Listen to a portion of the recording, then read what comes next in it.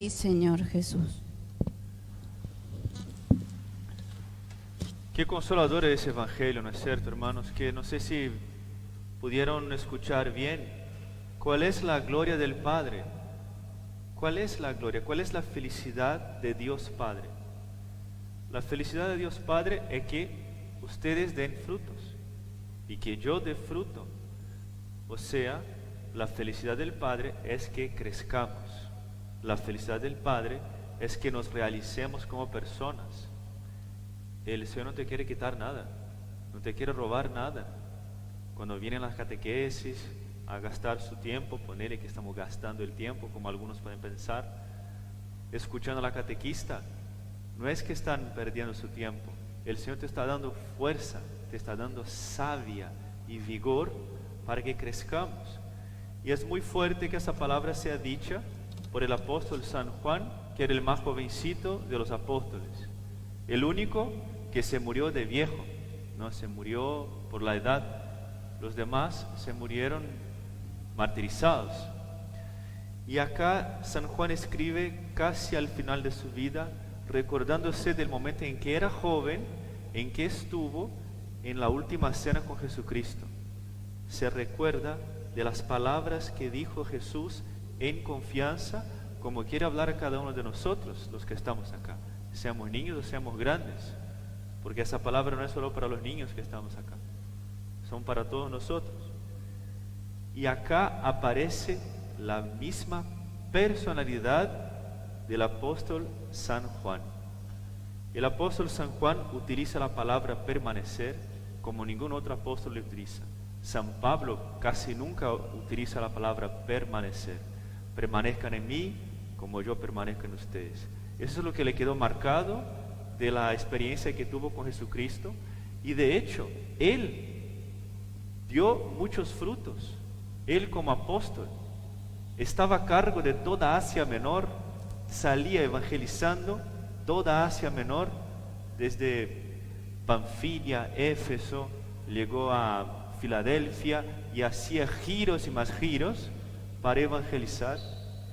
Y se cuenta que un día se fue a una cierta iglesia, no sé si era Panfilia, no sé cuál iglesia era, y había un huérfano que era bastante malcriado, una persona bastante que no se portaba bien con él así.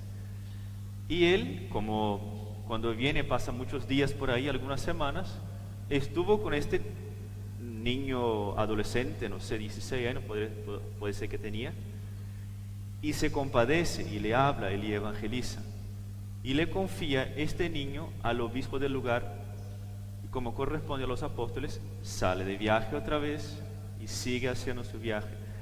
20, 30 años después vuelve él a esa misma iglesia y pregunta al obispo, ¿qué le pasó al nene aquel? Se convirtió en el jefe de la pandilla y estaba ahora en los desiertos y se juntaba para atacar a los viajeros, para robarles, y se hizo muy fuerte, muy poderoso y vivía en el desierto. Y dijo Juan el apóstol, me voy a verlo. No podés ir, es muy peligroso, si te pasas por ahí te van a matar, yo me voy a verlo. Se fue San Juan a verlo y encontró, y el hombre que era el más peligroso del lugar lo vio y se escapó, salió corriendo. Y San Juan, viejito, con sus casi 90 años, quizá en el mismo momento que escribía este evangelio, le fue corriendo para encontrarle. ¿Por qué corres de mí? Soy un viejo, 90 años tengo, ¿y por qué corres? ¿Por qué te escapas? Si eres más fuerte que yo. No, Padre, es que mis pecados me avergüenzan. Uno de los frutos que podemos dar es el arrepentimiento. Nosotros que somos muy pecadores, podemos tener seguros en nuestro corazón que el dolor de conciencia es uno de los frutos del Espíritu Santo. No es cierto que el hecho de que hemos pecado quizás muy gravemente signifique que ya tenemos que ser cortados del sarmiento. No es cierto. Si no damos frutos, ahí sí se nos va a cortar. Cuando no tenemos dolor de conciencia, cuando ya no nos importa el pecado, cuando ya ahí sí Dios, bueno, vamos a cortar a ver si en otro lado puede seguir creciendo. Por eso es consolador eso, hermanos, que den frutos. Y permanecer es una palabra que tiene una graduación. Vamos creciendo en comunión con el Señor, como el mismo San Juan tuvo que crecer en comunión con el Señor. Vamos a recibir la Eucaristía, que es comunión, que es hacerse uno con Jesucristo.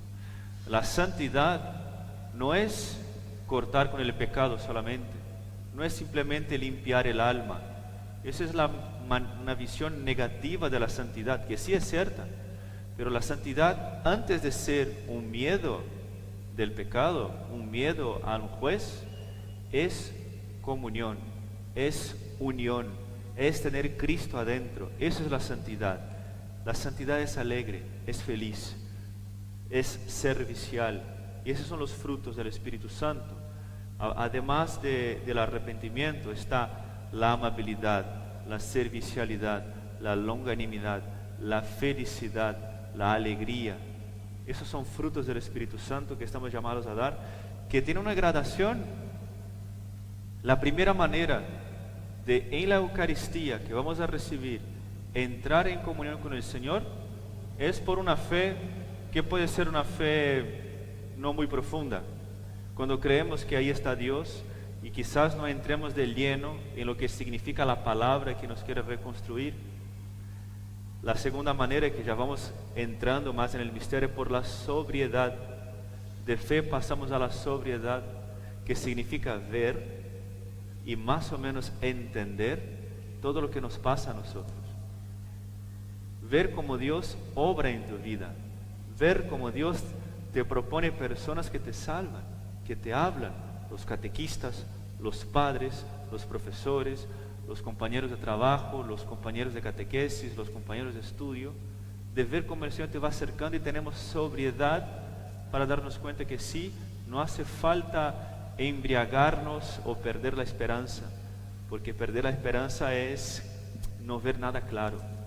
Eso comienza a entrar la sobriedad, y después sí, aparece lo que viene acá en ese Evangelio, la purificación, porque el pecado en nosotros nos deja una marca, nos deja un veneno que nos hace perder la vida de a poquito.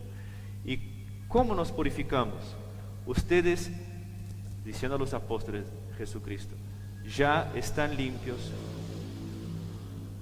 por la palabra que ya les anuncié. ¿Cómo uno se purifica? Por la palabra, por simplemente escuchar. Todo eso en el Evangelio, las lecturas, ya comienza la purificación. La palabra de Dios no es solo algo que se escucha, es más comparable a una música, que la música entra en nosotros y nos ayuda a rezar o nos pone un sentimiento adentro.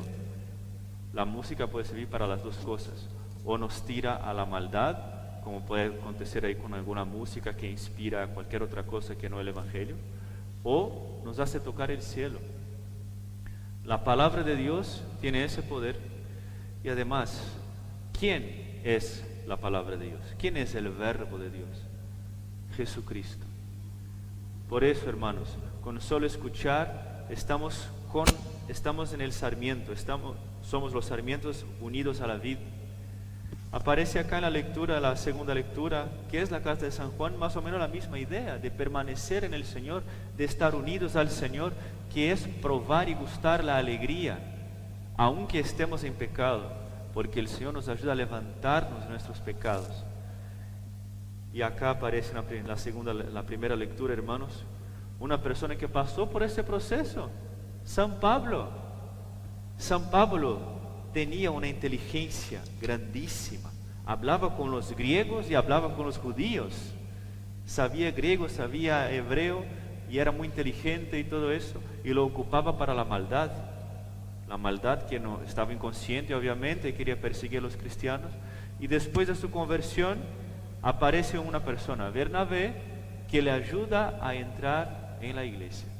Hagamos hoy memoria entonces, hermanos, del momento en que el Señor nos invitó a venir a la iglesia, de las personas que el Señor nos puso delante, que nos anunció la palabra, y que esta palabra, que hagamos memoria también de cómo esa palabra nos reedificó por adentro, de cómo ella, de hecho, sin darnos cuenta y ahora pensando bien, que nos podamos dar cuenta de que Él nos da un vigor para amarnos. No amemos con la lengua y de palabras, sino con obras y en verdad. La palabra de Dios, si entra en resonancia con nuestro corazón, desborda en formato de amor, felicidad, alegría, longanimidad. Si ustedes los niños no saben qué son esas palabras, busquen y pregunten ahí a los papás de preferencia, o a los abuelos, o a quienes estén con ustedes, qué significa longanimidad, ¿no? Que es uno de los frutos que vamos a tener un día.